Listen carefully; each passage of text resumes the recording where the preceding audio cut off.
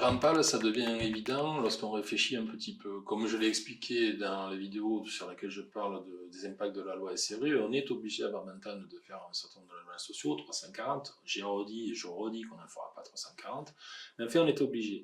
Donc fatalement, quand vous êtes maire et que on vous pose cette injonction, vous réfléchissez et vous regardez. Et vous allez regarder les parcelles qui sont constructibles au jour d'aujourd'hui à Barbantane et qui vont permettre éventuellement la réalisation d'une opération. Et vous allez bien évidemment partir des parcelles dont vous êtes propriétaire, où vous avez la maîtrise foncière. À Barbantane, il y en a 4. Il y a la place du marché, pour laquelle j'ai toujours dit qu'on resterait sur une place du marché avec une vocation de stationnement et de loisirs. Il y a tous les espaces qui sont situés autour des arènes, avec les terrains de foot, pour laquelle, là encore, j'ai dit que nous ne construirions pas et que ça aurait une vocation à base de loisirs et à base sportive. Et ensuite, il y avait la place des arènes, qui vient d'ailleurs, dont les stationnements viennent d'être repeints cette semaine, qui elle non plus ne fera pas l'objet d'une opération. Je rappelle que avant mon élection en 2018, la précédente municipalité envisageait une construction à cet endroit-là. Et du coup, il ne reste plus que le stade de Rampal, qui est un stade qui fait 1 hectare de superficie et qui est adjacent au fameux terrain Bourdin. Et ces terrains Bourdin, en 2020, j'ai eu un permis d'aménager qui m'est arrivé sur mon bureau avec la construction de 5 villas. Par chance, la commune, sous la majorité Jean-Christophe Daudet, avait voté la possibilité de pouvoir avoir le droit de préemption. Je signale que l'opposition a voté contre il y a encore 1 mois sur le droit de préemption et que si je n'avais pas préempté, les 5 villas de Bourdin auraient aujourd'hui 3 ans et il n'y aurait plus d'oliviers ni de cyprès à côté du moulin de Bretoul, mais il y aurait 5 maisons. Donc, à mon âme et conscience, un bon père de famille, j'ai décidé que ce n'était pas possible qu'on construise à cet endroit-là parce que tous les Barbantanais sont amoureux de ce paysage et qu'on ne peut pas le toucher. On a donc décidé, en relation avec l'établissement public foncier, d'acheter cette parcelle qui a quand même eu un coût de 480 000 euros. Ces 480 000 euros, à un moment donné, logiquement, c'est fait pour faire du logement social.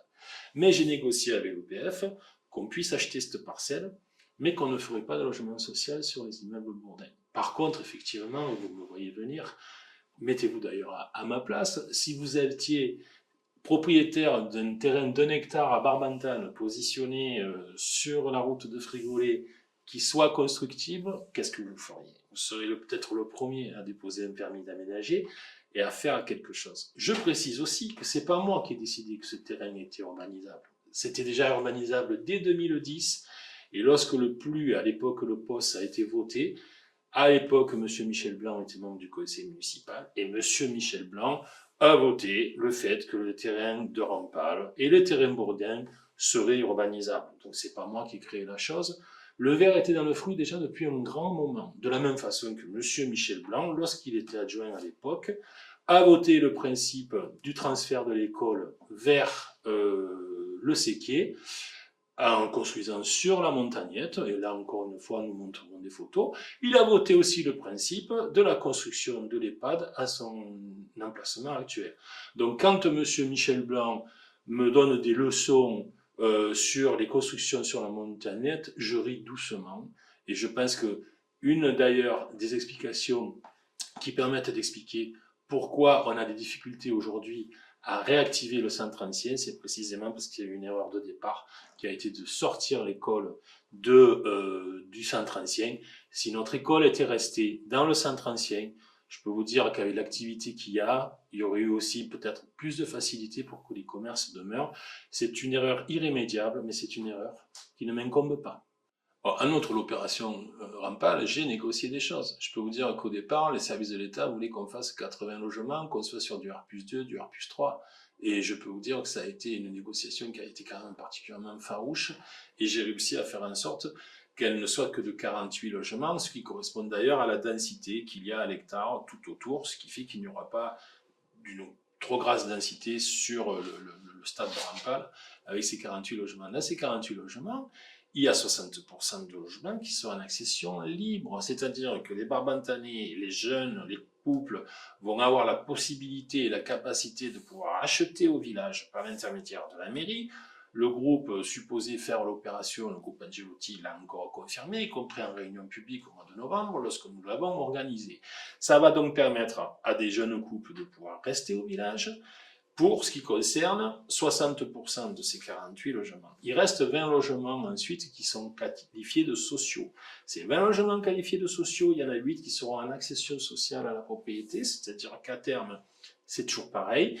Ces familles qui ont un peu plus de difficultés pour pouvoir acheter, surtout quand on connaît le prix du foncier à Barbantane, vont avoir la faculté de pouvoir acheter leur logement sur Rampal, sur l'opération Rampal, et ça sera catalogué en logement social. En fait, il en restera 12 qui seront en logement locatif social, mais j'ai déjà expliqué que par les attributions et les contingents entre le préfet, la présidente du département, le président du territoire d'agglomération et le maire, nous aurons la maîtrise par rapport à ça. Ça veut dire que les oliviers bourdains vont être préservés, la haie de cyprès va être préservée, on va même planter de nouveaux cyprès tout frais, parce que ceux qui sont là actuellement souffrent un petit peu de la chaleur et du manque d'eau. Et ce qui va se passer, c'est que vous vous doutez bien que ce n'est pas que juridique, il y a aussi des éléments financiers dans ce dossier. Que les 480 000 euros que nous avons achetés, pour lesquels nous avons acheté les terrains bourdains, le groupe Angelotti nous assure une vente à 1 350 000 euros. Certes, qui est une vente qui est en dessous des prix du marché, mais en tout cas, c'était la meilleure proposition que nous ayons reçue, et on a choisi le groupe Angelotti en relation avec le PF. C'est 1 350 000 euros, vous enlevez les 480 000 euros, il va rester à peu près 900 000 euros. Ces 900 000 euros, on va utiliser 600 000 euros qui vont nous servir de subvention foncière. Et si vous suivez bien par rapport aux autres vidéos que j'ai pu faire, ça permet sur 4 ans, par exemple, même sur 5 ans, de baisser la pénalité et le prélèvement de 120 000 euros annuels sur 5 ans. Ça veut dire que la commune n'aura pas à payer ces 120 000 euros et que je n'aurai pas de tension vers la fiscalité pendant ces 4-5 ans-là. Et les 300 000 euros restent. Alors, ces 600 000 euros de subvention vont aussi permettre d'avoir des prix à la vente à la fin qui seront relativement moins chers que les prix du marché normal. Ce qui fait que ça nous permettra à nos barbantanais, à nos jeunes barbantanais, de pouvoir acheter. Donc là, encore une fois, c'est une politique de bon sens que nous avons menée. J'ai été le premier gamin à 7 ans à jouer à Rampal. Les souvenirs de Rampal, ils sont indélébiles. Moi aussi, je suis un ancien de l'Olympique barbantanais. Mais à un moment donné, gouverner, c'est choisir, c'est faire des choix responsables. Et je ne regrette pas une seule seconde cette décision. Je sais qu'en plus, l'opération va être une belle opération. Et je pense que dans 2-3 ans, les gens seront très contents au moment de l'inauguration et que ça fera du bien à tout le monde. L'opération d'ailleurs est tellement belle et tellement attractive que nous avons reçu un certain nombre de demandes de barbantanais. Et si j'osais, allez, je vais le dire, il y a même des supporters de Michel Blanc qui nous demandent de pouvoir acheter sur Rampal. Vous reconnaissez que c'est quand même cocasse. Voilà. Et puis pour finir, il reste 300 000 euros pour ceux qui ont suivi. Et ces 300 000 euros serviront pour la rénovation du chemin de Bretoul et du chemin de la Côte, qui est dans un état de vétusté assez important. On refera le pluvial, on refera l'éclairage public, on refera les réseaux, de manière à avoir un quartier connecté. Les familles pourront aller à l'école en 2 minutes, à pied. Et encore une fois, ça va mettre de la vie dans le village, ça va apporter du chiffre d'affaires à nos commerçants, ça va faire travailler nos artisans, et on vivra bien à Barbantane. C'est sûr que 48 logements, on va dire que ça fait à peu près une centaine de personnes, on va dire que ça fait 80 véhicules. Donc je mentirais, c'est effectivement, je disais qu'il ne va pas y avoir d'impact sur la circulation, notamment compte tenu de la configuration de la ville, par rapport au fait notamment au chemin de la Fontaine. Donc ça veut dire 80 véhicules, ça fait peut-être 160 passages quotidiens qu'il y aura en plus, je le reconnais, je ne peux pas les enlever. Ceci dit, c'est quoi par rapport au choix qui a été fait à l'époque de faire le groupe scolaire à côté du Séquier, où vous avez à peu près 250 enfants, 250 familles qui quotidiennement montent et redescendent à travers les rues du village. Et est-ce qu'à l'époque, il y a eu une étude de circulation qui a été faite? La même chose d'ailleurs pour les l'EHPAD, puisqu'à l'époque, on est quand même sur 50 résidents sur l'EHPAD, avec ensuite les soignants, le personnel, etc. Nous avons effectivement eu une importante augmentation du trafic. Le stade de Rampal ne servait plus à l'Olympique Barbantane, je suis désolé. Il y a 2 ans, ils devaient l'utiliser 6 heures par semaine. Il y avait les vieux crampons du rugby qui l'utilisaient 2 heures, donc ça faisait une utilisation de 8 heures. Vous vous rendez compte que ce stade, 1 hectare constructible, au moment où la commune est impactée par la loi SRU, était utilisé 8 heures par semaine. Vous comprenez qu'il y avait une forme de gabegie quelque part et que ça faisait cher de l'heure d'entraînement. En plus, à Barbantane, il y avait 4 terrains de football. Jamais une commune, regardez autour, dans limitrophe, n'a 4 terrains de football. Il y a maintenant 2 terrains sur le stade Henri Fontaine et il y a le terrain du Pigeonnier. Ce terrain du Pigeonnier, il s'avère qu'il y a 4 ans, on a mis l'éclairage nocturne de manière à ce qu'il puisse y avoir des entraînements le soir. Donc, ce terrain peut très bien être un terrain de substitution par rapport aux 8 heures qui étaient utilisées à l'époque sur le stade de Rampal. C'est d'ailleurs ce qui a été le cas le lundi soir. Maintenant, le rugby utilise le Pigeonnier. Et en plus, ils nous ont félicité en disant « Waouh, l'éclairage, il est quand même beaucoup plus sympa que ce qui était à Rampal ». Et ensuite, j'ai pu constater, et vous pourrez d'ailleurs continuer à constater, que même aujourd'hui, le lundi soir, le mardi soir, le mercredi soir, le jeudi soir, le vendredi soir, le Pigeonnier n'est pas utilisé tous les soirs. Donc il reste encore des possibilités de fréquentation pour l'Olympique Barbantane pour pouvoir s'organiser et fonctionner.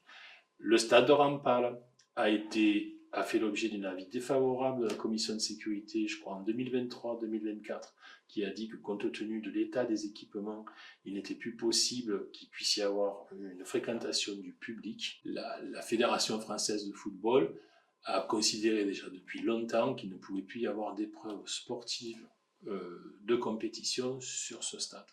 Donc là, encore une fois, compte tenu du contexte général sur l'ensemble du village, c'est une décision de bon sens que de le faire.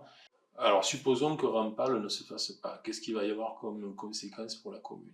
Déjà, la première qui est évidente, c'est qu'il va falloir rembourser 480 000 euros. Donc, c'est déjà 480 000 euros que la commune devra verser pour garder un terrain d'olivier. D'accord? Ensuite, il va y avoir les prélèvements annuels qui vont reprendre. Donc, 140 000 euros par an, qui peuvent aller jusqu'à 250 000 euros par an. Sur un mandat de 6 ans, si je multiplie 250 000 euros par 6, ça fait 1,5 million.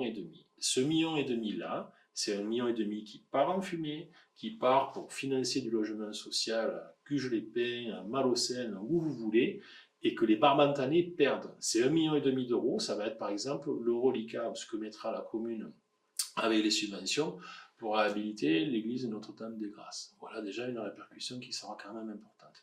Ce qui va se passer, c'est que le préfet va commencer à s'énerver. Demain, si un Barbantanais vend sa maison ou une parcelle, le préfet va pouvoir acheter et pour faire fatalement une opération de logement social. Et cette opération de logement social, il ne va pas faire du 30% ou du 40%, il va peut-être pouvoir décider de faire du 100%. Et on va se retrouver avec des parcelles et des endroits où on aura 100% de logement social sur le village. Et en plus, c'est lui qui fera les attributions, ce ne sera même plus le maire.